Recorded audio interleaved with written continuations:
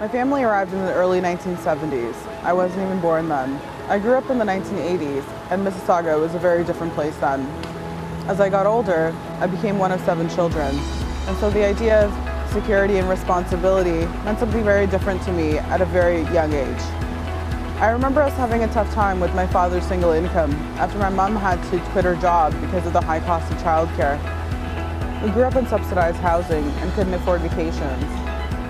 So for fun, we would go to Square One and do some window shopping, or play in the Mississauga valleys, or ride our bikes and rollerblades down Dundas Street up to Arundel Park and back. By age 16, I was helping cook food on my family's table. I had to make some really tough decisions.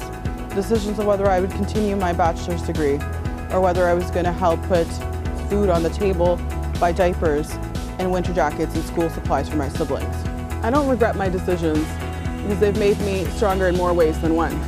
But what I do know is that I made a commitment to ensure that I helped lift families out of poverty so that they didn't have to go through what we did. Later on, I got involved in the not-for-profit sector, sat on many community boards.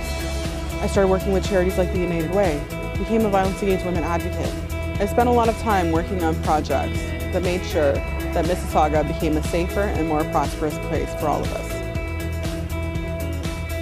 Now the 6th largest city in Canada, I've seen Mississauga change a lot since the 1980s. The intensification of the downtown core, newly developed lands, the building of various public and green spaces, and the growth of jobs being created right here at home.